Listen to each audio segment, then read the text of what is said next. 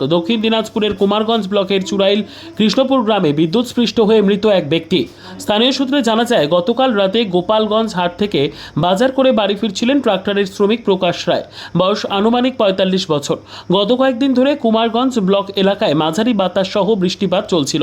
গতকাল বৈকাল থেকেও ভারী বৃষ্টিপাত হয়। সম্ভবত সে কারণেই মৃতের বাড়ির সামনে রাস্তার ওপর বৈদ্যুতিক তার পড়েছিল। রাতের অন্ধকার কোনো কিছু বুঝতে না পেরে ওই ব্যক্তি বৈদ্যুতিক তারের সংস্পর্শে এসে পড়ে এবং সেখানেই অচৈতন্য অবস্থায় পড়ে থাকে। প্রকাশের প্রতিবেশী সুমিত্রা রায় প্রকাশকে রাস্তায় পড়ে থাকতে দেখে তাকে ডাকাডাকি করে কোনো সাড়া না পেয়ে তাকে হাত দিয়ে টানতে গিয়ে তিনিও বিদ্যুৎস্পৃষ্ট হন।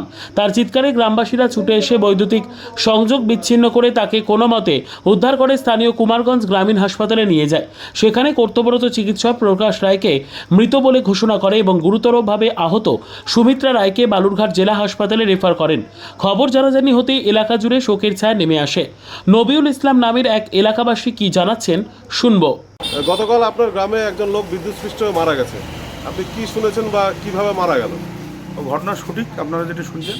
কাল মোটামুটি রাত 10:30 নাগাদ ওই আমাদের গ্রামের এক ছেলে, ও গোপালগঞ্জ হাট থেকে বাড়ি যাওয়ার সময় ওখানটায় ইলেকট্রিক তার ছিঁড়ে পড়েছিল।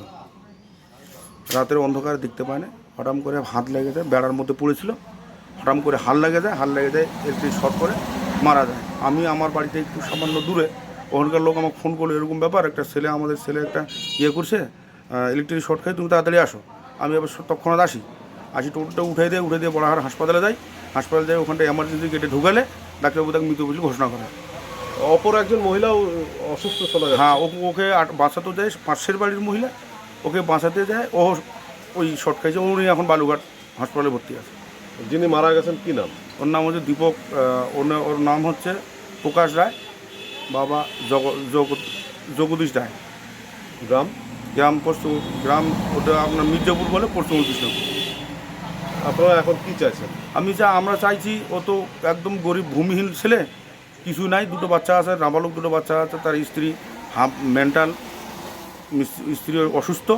আমরা চাই, যেহেতু প্রাকৃতিক দুর্যোগে উনি মারা গেছে, যাতে সরকারি কোনো সুযোগ সুবিধা পাওয়া যায়, আমরা এটাই দাবি রাখব।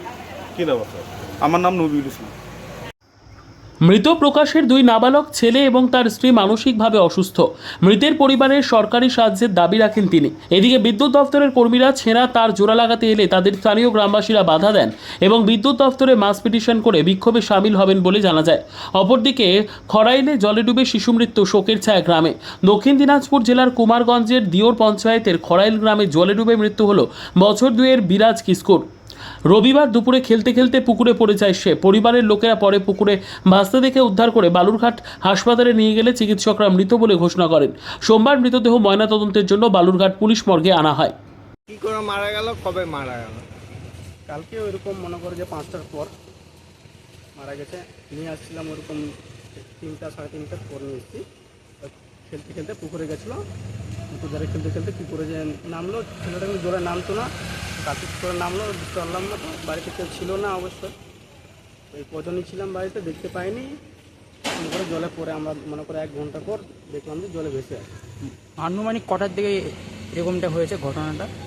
3টা সাড়ে 3টার দিকে বিকাল। হ্যাঁ, তারপর কি হাসপাতালে হাসপাতাল নিয়ে আসছিলাম। কি বললো তারা হাসপাতালে? তো নিয়ে আসছি, বলছি যে ছেলেটা আর নেই, এরকম বললো। কোন হাসপাতালে নিয়েছে? এখানে বালুঘাট।